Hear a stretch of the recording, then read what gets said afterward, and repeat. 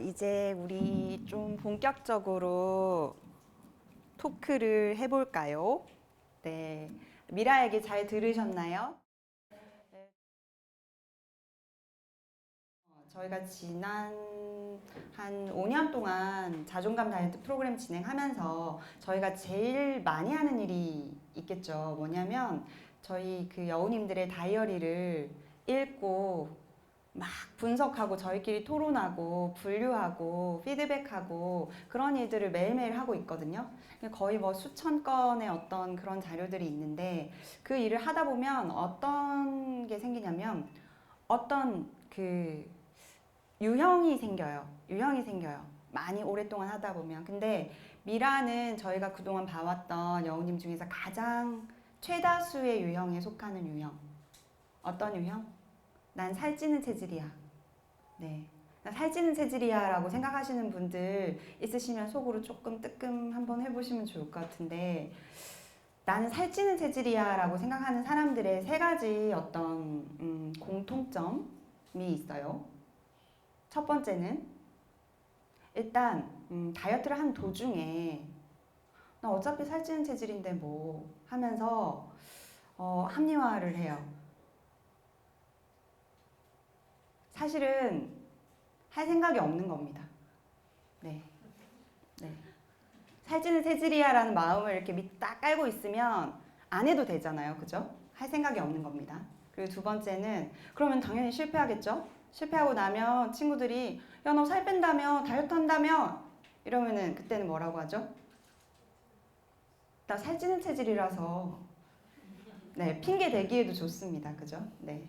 자, 그러면 이제 포기해야 되잖아요. 근데 또 다음 달에 또 새로운 다이어트 또 찾아요. 그럼 막 또 뭐 없나 인터넷 또 검색하고 뭐 서점에도 가보고 열심히 해요. 그러면서 속으로 뭐라고 생각해요? 나처럼 살찌는 체질에도 맞는 다이어트가 있을까? 사실은 끝까지 할 마음이 없는 겁니다. 그죠? 네. 그래서 사실은 안 한 거고, 사실은 하기 싫은 거고, 사실은 끝까지 할 마음이 없는 거예요. 그 마음을 무의식 밑바닥에 딱 깔아놓고 있으면 굉장히 나에게 뭐예요? 방석. 그래서 정말 살찌는 체질이 있을까요, 여러분? 물론 살이 좀 더 잘 찌는 체질, 혹은 좀 먹어도 좀 덜 찌는 체질은 있을 수 있어요. 근데 제가 단언컨대 30이 넘잖아요. 관리 안 하는 사람은 반드시 살쪄요. 네. 그러니까 살찌는 체질과 살찌지 않는 체질로 있는 게 아니고요. 내가 살찌는 체질이라고 방석으로 깔고 시작하면 절대로 성공할 수 없다. 저는 아무래도 살찌는 체질인 것 같아서요 라고 이제 상담을 하시는 분들께 제가 꼭 이 말씀을 직구로 드리죠. 일단 드리고 시작을 하는데 그러면 생각해 보세요. 아까 제가 자존감은 산이라 그랬죠. 그리고 거기에서 우리는 자존감 다이어트 나무를 심는다 그랬어요. 그러면 이게 나는 살찌는 체질이야 이 생각은 이 나무의 뿌리 생각인 거예요. 이 뿌리 생각 자체가 부정적인 생각이면 그 나무가 건강하게 자라서 열매를 맺고 꽃을 피울 리가 없겠죠. 계속해서 나는 요만큼만 자라서 왜 안 되지? 왜 안 되지? 또 새로운 거 없나? 이렇게만 하게 되는 거예요. 그러면 이제 우리는 어떻게 돼요? 이 자존감 다이어트 나무의 뿌리 생각인 나는 살찌는 체질이야 라는 이 뿌리 생각을 긍정적으로 난 날씬한 여자야 라고 바꾸면 되잖아요. 근데 그게 더 어려워요. 차라리 며칠 굶으라고 하는 게 낫지. 이 생각을 어떻게 바꿔요, 갑자기. 그죠? 이게 사실 이게 훨씬 더 어려운 문제지만 이 뿌리 생각을 바꾸면 자연스럽게 내가 선택하는 행동 패턴도 바뀌고요. 이 패턴이 쌓여서 습관이 되고 나의 운명이 돼요. 그래서 이거는 사실 더 근본적인 문제고 어려운 문제지만 내가 과연 평생 날씬하게 살고자 내가 다이어트 나무를 잘 키우겠다라고 결심하신 분들한테는 가장 중요한 문제이기도 하죠. 그래서 제가 이제 어디 가서 저 다이어트 사업합니다. 다이어트 앱 뭐 이런 얘기를 하면 어떻게 하나요? 자꾸 저한테 방법을 물어요.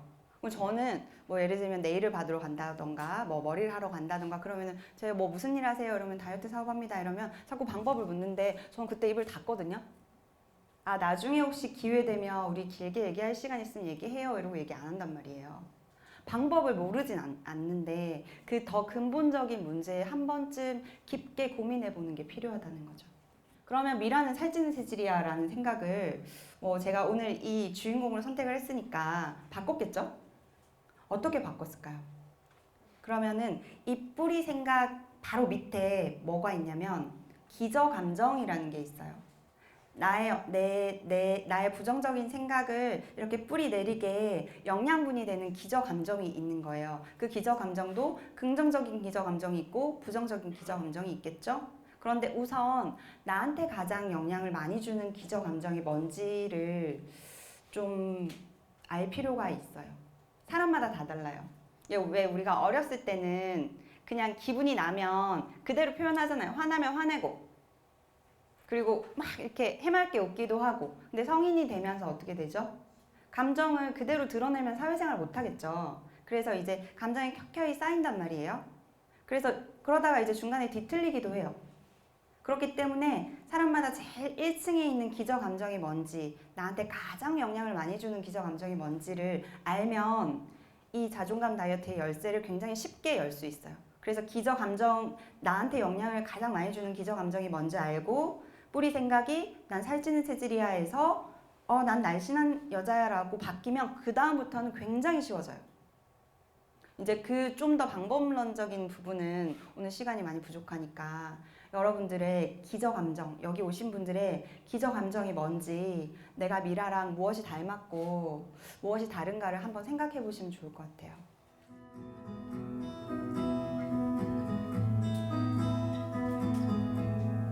Loving can hurt. Loving can hurt sometimes, but it's the only thing that I know. We keep this love in a photograph. We made these memories for ourselves. When our eyes are never closing, hearts are never broken, time's forever frozen still. So you can keep me inside a pocket.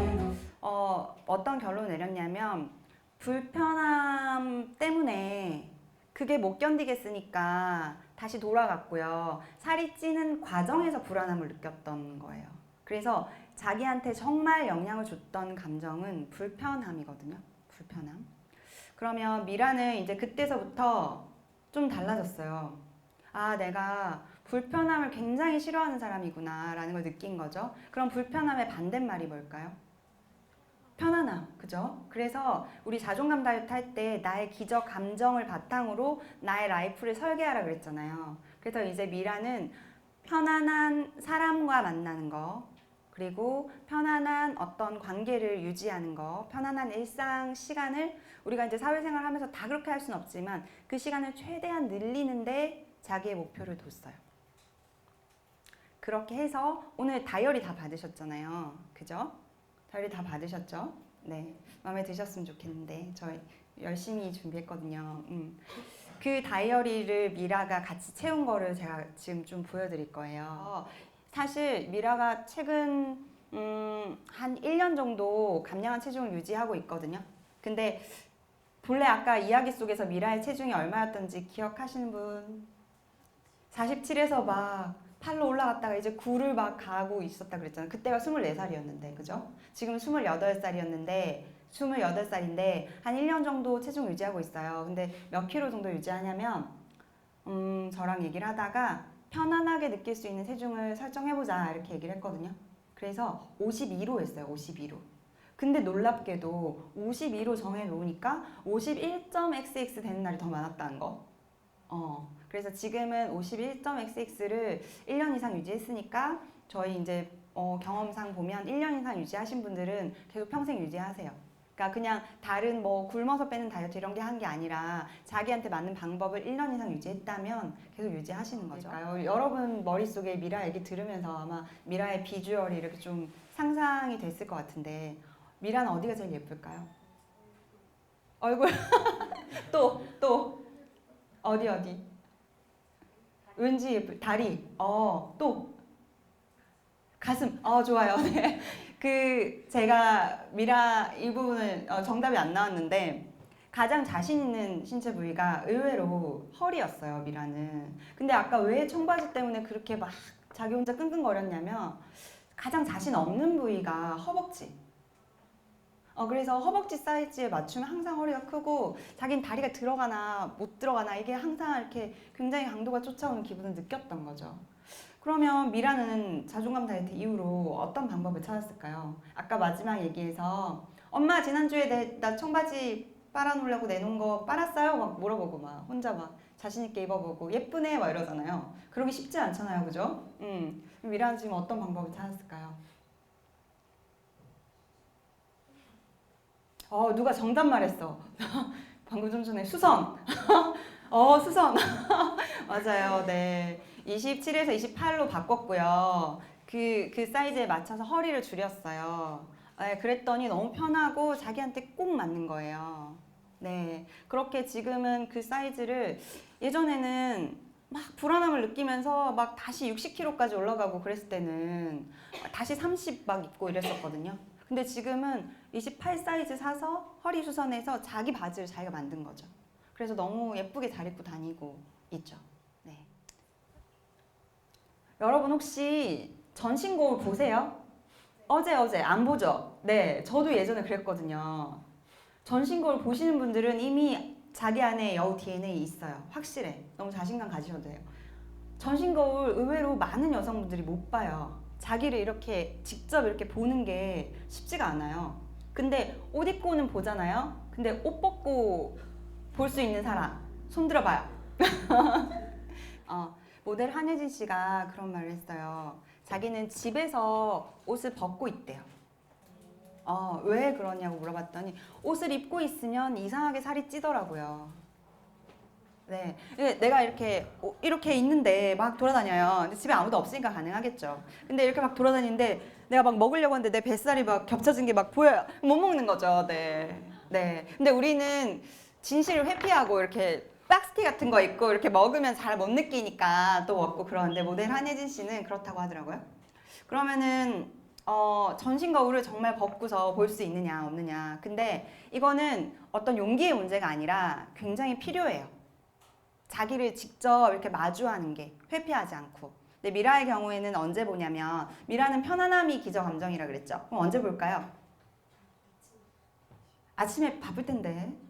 그쵸? 네. 딩동댕 맞아요. 자기 전에. 미라는 자기 전에 전신 거울을 보는 거를 저랑 약속을 했거든요. 근데 이제 그게 계기가 뭐였냐면 어느 날 살이 좀 빠졌을 때였는데 분명히 회사 로비에 이렇게 들어가다가 그 회사 로비 거울에서 자기 모습을 이렇게 본 거예요. 봤는데 순간 무의식적으로 쓱 피해서 빨리 엘리베이터를 탔어요. 분명히 날씬했을 때였거든요. 그날 집에 와서 다이어리를 적었대요. 다이어리 적었는데 나는 왜 내 날씬한 내 모습을 불편하게 생각하지? 왜냐하면 그때까지만 해도 미라의 그 뿌리 생각이 난 살찌는 체질이야 였기 때문에 왠지 저 날씬한 내 모습은 내가 변신한 모습이지 진짜 내 모습이 아니라고 생각했던 거죠. 그래서 왠지 가면을 쓰고 있는 듯한 느낌을 받았어요. 그래서 언젠간 다시 난 뚱뚱한 나, 진짜 내 모습이 뚱뚱한 나로 돌아갈 텐데 저 모습은 너무 어색하고 불편했던 거예요. 그래서 저랑 약속을 했죠.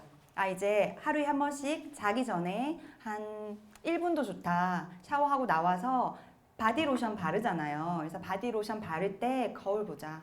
거울 보고 넌 이게 네 모습이다. 예쁘다. 51kg, 2kg의 이 모습이 정말 네 모습이다. 이렇게 얘기를 하는 거 그냥 왜냐하면 눈으로 자꾸 이렇게 각인시켜 줘야 돼요. 그래서 미라가 집에다가 자기 방에 전신 거울 설치하고 자기 전에 항상 바디로션 바를 때 이렇게 전신 거울을 보기 시작했거든요. 그러면서 점점 내 눈에 내가 익어가는 거예요. 이게 내 모습이구나. 예쁘구나. 이 모습이 이쁘구나. 이렇게. 네. 여러분도 요 지금 이 질문지 아마 있으실 거니까 난 언제 보는 게 가장 좋을까 한번 생각해 보시면 좋을 것 같아요. 미라는 평균 식사 시간은 몇 분 정도 될까요? 편안함을 중요하게 생각하는 미라입니다. 네, 맞아요. 저기 계속 정답 나온다. 다음번에 꼭 다음 주인공으로 꼭 성공하셔가지고, 네. 1시간 맞습니다. 네. 1시간 이상 식사하기 우리 사회인이 쉬워요, 어려워요? 어려워요. 나도 1시간 이상 하고 싶은데 못해요, 그죠? 그럼 미라는 어떻게 했을까요? 미라는 편안함을 중요하게 생각하잖아요. 불편한 사람. 그래서 이제 자기가 좀 곰곰이 생각을 해보니까 회사 사람들이 안 편해. 회사 사람들이 편한 사람 손 한번 들어보세요. 네, 없죠. 회사 사람들이 안 편한데 회사 사람들은 점심을 먹기가 싫은 거예요. 그래서 고민을 막 하다가 옛날에 자존감이 없었으면 절대로 할 수 없는 일을 저질렀어요. 저는 주 5일 중에서 한 번 내지 2번만 점심을 먹겠습니다. 라고 얘기를 한 거예요. 자존감이 없으면 절대 그렇게 할 수 없어요. 그죠? 그래서 저 한 번만, 그럼 왜 이렇게 사람들이 이상하다, 쟤 왜 또 유별나게 왜 저러냐 뭐 이렇게 할 거잖아요. 대신 어떻게 했냐면 보통 그 시험연구원이니까 야근도 많고 아까 그렇다고 했잖아요. 그래서 점심시간에 야근으로 해야 될 일을 자기가 빨리 다 처리해 놓은 거예요. 사람들이 올 때. 그러면 사람들이 싫어할 이유가 있어요? 없어요. 대신에 자기 일을 분명하게 하고 미라가 점심시간을 써서 그렇게 해놓은 것 때문에 다른 사람들도 퇴근이 좀 빨라지는 굉장히 좀 좋은 사이클이 생겼어요. 그러면서 사람들과의 물론 이제 그 사람들 중에서는 더 유난스럽다 이렇게 얘기하는 사람도 있겠지만 미라는 중요하지 않았죠. 자기가 그렇게 살이 찌고 불편한 사람들과의 시간 공유를 늘려서 살이 찌고 다시 65kg가 되느니 이런 방법을 선택을 한 거예요. 그렇게 하고 난 다음에 그 사이클이 되니까 어때요? 자연스럽게 공복 시간이 늘어나죠. 네, 일주일에 한두 번밖에 점심을 안 먹었고 아침에 간단하게 뭔가 자기가 요깃거리 할 거 먹고 저녁에 항상 좀 빨리 마치려고 노력을 해서 일주일에 한 3번 정도 현수랑 식사를 하는 거예요. 네, 어디를 가는 게 가장 좋냐고 물어보니까 그냥 동네 앞에 추리닝 입고 맛있는 백반집에 가서 서로 오늘 있었던 일 미주알 고주알 얘기하고 별 쓸데없는 논리도 하나도 안 맞는 얘기 그냥 서로 주고받으면서 1시간 동안 된장찌개 밥 먹는 거 좋다고. 그리고 이제 끝나고 이제 만화방에 가거나 아니면은 산책하면서 바람 맞는 거 너무 기분 좋다고. 그렇게 할 때 자기는 너무 살아있는 거 느끼고 행복하다고 그렇게 얘기를 했어요. 그는 내 남자친구 현수다. 그는 나에게 미라야 넌 그렇게 웃는 게 제일 예뻐 라고 말했다. 나는 불편한 상황에서 경직되는 사람인데 그의 그 칭찬 덕분에 자주 웃고 싶어졌고 내 일상의 편안함을 늘리려고 노력 중이다. 요즘은 그냥 있는 그대로 행복하다. 요즘만 같아라 라고 얘기장에 적었습니다. 네. 지나간 것은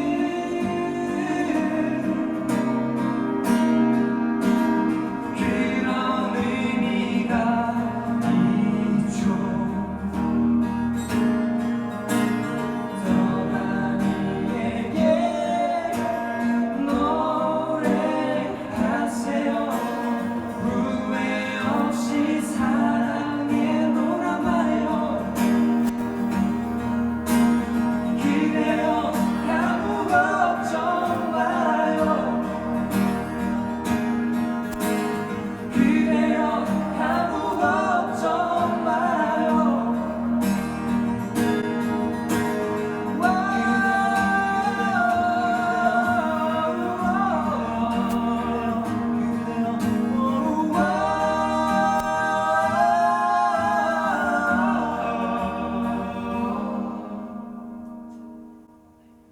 그대여 아무 걱정 말아요. 그대여 아무 걱정 말아요.